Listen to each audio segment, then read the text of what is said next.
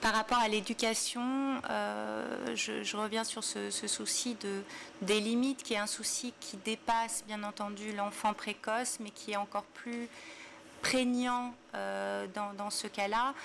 L'absence de limite a aussi une action sur le stress, sur l'angoisse. Un enfant qui est un petit enfant même, qui est nos limites, qui n'a pas de limites, est un enfant angoissé, triste, inquiet, parce que sur le plan, on va dire, archaïque, un enfant a besoin de se sentir protégé.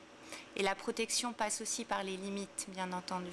Et un enfant sans limite n'est pas un enfant protégé, n'est pas un enfant sécurisé. Son âge, déjà dans un premier temps, et le plus important, c'est la sphère familiale. Donc comme je vous ai dit,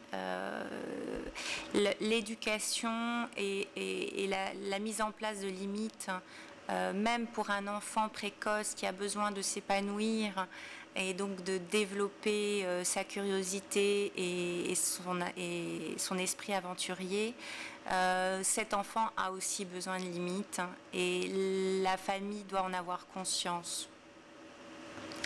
L'aide va se faire aussi au niveau scolaire et toute la question est de savoir à quel moment il est important de changer l'enfant d'école. C'est-à-dire qu'un enfant précoce est aussi un enfant précoce intellectuellement, mais très souvent immature affectivement. Et il a aussi des difficultés d'interaction avec les autres. Et en fonction vraisemblablement de ces difficultés, il va être nécessaire parfois de le mettre dans une école spécialisée, mais je ne préconise pas cette décision très souvent. Au contraire, on essaye de maintenir l'enfant dans un univers qui est l'univers qu'il va connaître toute sa vie. Et ce qui va être important pour lui, c'est de développer ses relations sociales. Et parfois, donc, on passe par la psychothérapie individuelle ou la psychothérapie de groupe. Ça va aussi bien sûr dépendre de son appétence intellectuelle et de la rigidité de l'école. Donc je ne vais pas développer plus. Je vais surtout m'intéresser maintenant à la psychothérapie, aux psychothérapies. Donc je vous ai parlé des psychothérapies familiales, de groupe. En fait, le groupe, c'est par rapport à l'affirmation de soi. Très souvent, on utilise des thérapies de groupe, même pour les enfants. Elles sont rares en France, mais elles existent. Et on va, à ce moment-là, avec un certain nombre de séances, les aider à développer une gestion des difficultés qu'il peut rencontrer, notamment des rejets.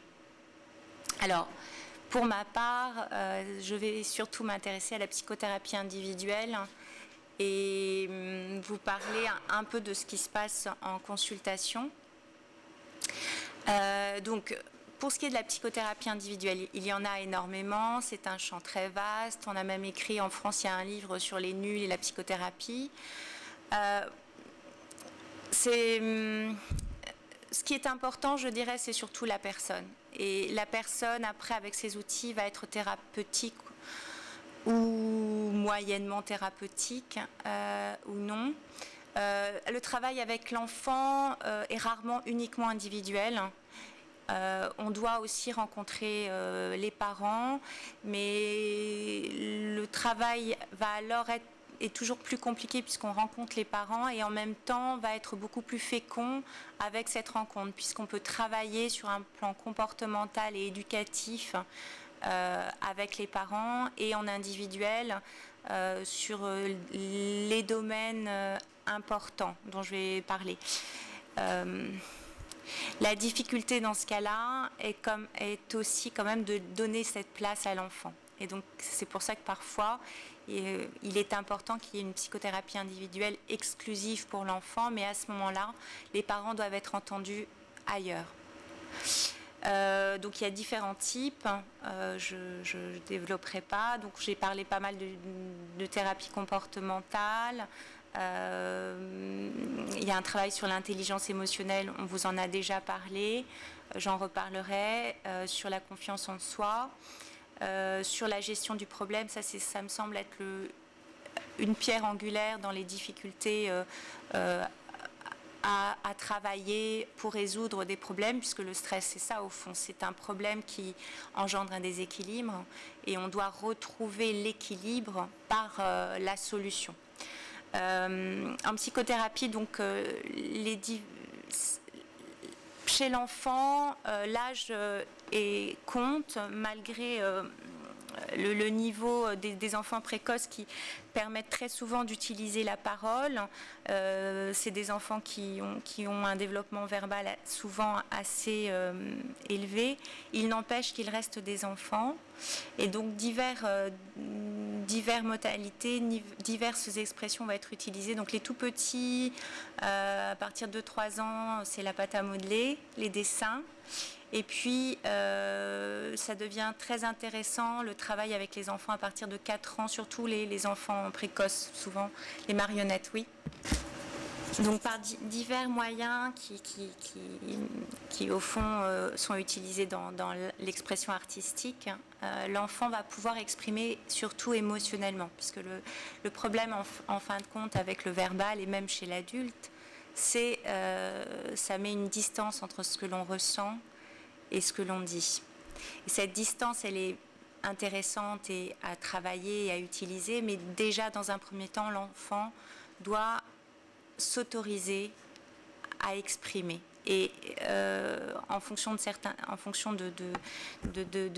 enfants et de certaines, autant de son tempérament que de l'éducation familiale, ou des préceptes familiaux qui sont par exemple de ne pas dire ce qui ne va pas, ou de ne pas dire qu'on souffre. On n'a pas le droit de souffrir parce que ça va faire souffrir maman, ou parce que c'est une règle religieuse, par exemple. L'enfant va avoir beaucoup de mal à exprimer autant sa souffrance que ses peurs, que sa frustration, que ses désirs, que ses fantasmes et surtout sa colère. Et donc, ce qui est intéressant en psychothérapie avec l'enfant, c'est que déjà on s'amuse beaucoup, et aussi l'enfant exprime une violence terrible, et quand il le fait, on voit vraiment l'amélioration à l'extérieur. Donc, pour vous donner des exemples, une petite fille de 4 ans venait, donc qui avait un souci éducatif déjà, avec une petite fille très intelligente, qui parlait très bien, qui a 4 ans, qui refusait d'aller à l'école, qui y allait mais qui pleurait en arrivant à l'école, devant papa, faisant plein de bisous, rentrait à l'école, puis au fond tout se passait bien pour elle, mais le père ou la mère restait dévasté pendant la journée entière. Un père qui parlait beaucoup de ses propres difficultés, qu'il avait compris, qu'il avait beaucoup souffert de la mort précoce de son propre père, donc certainement ayant des fantasmes de mort lui-même, de peur de mourir, de peur d'abandonner son enfant. Donc il y a eu un travail à divers niveaux de fait avec cette petite fille. Il y a eu un travail déjà assez comportemental qui permet, par un renforcement positif, d'aider l'enfant à gagner sur sa peur, à gagner de faire face à sa peur et de ne plus pleurer. Donc il y avait aussi quand même des bénéfices secondaires à pleurer, parce que papa avait du mal à partir. Donc elle gagne des cartes, des jolies cartes, et elle est contente d'elle-même, elle a réussi. Donc il y a aussi une action sur sa confiance en elle. Mais par ailleurs, en thérapie individuelle, alors que les parents étaient très demandeurs de savoir ce qui se passait, mais il était hors de question qu'ils le sachent, parce que c'était son endroit, et c'est ça qui est difficile pour les parents. Elle jouait de façon répétée la même histoire, où il y avait son père, sa mère, elle, en tant que personnage, et là j'utilise des archétypes, la sorcière, donc le père était la sorcière, figurez-vous.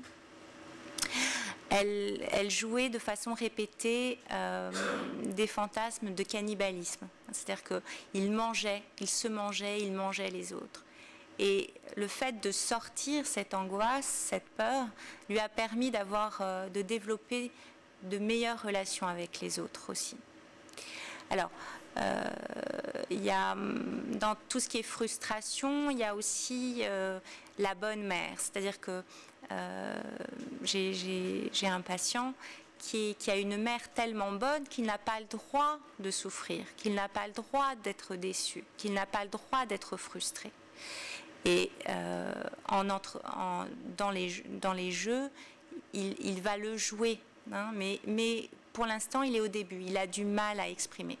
Et alors, ce qui est intéressant, c'est qu'une petite fille a utilisé une de mes sorcières pour dire des gros mots. Et depuis, donc, c'est la sorcière aux gros mots. Et les enfants peuvent exprimer tous les gros mots qu'ils veulent par la sorcière aux gros mots. On utilise sinon la boîte à gros mots, il y a diverses techniques, mais c'est vraiment le fait de pouvoir exprimer toute cette colère qu'on n'accepte pas, ou par exemple de tuer sa maîtresse. J'ai eu comme ça une sorcière qui était la maîtresse qui s'est fait étouffer par un serpent devant toute la classe. La petite fille avait choisi toute la classe et toute la classe mangeait des pop-corn en regardant la maîtresse sorcière se faire étouffer jusqu'au bout. Et ça lui a fait beaucoup de bien. C'est-à-dire que c'était une petite fille qui était, on va dire, aliénée, étouffée par cette maîtresse qui voulait bien faire, mais qui était trop limitante pour le coup. Hein. C'est en ça que c'est toujours compliqué.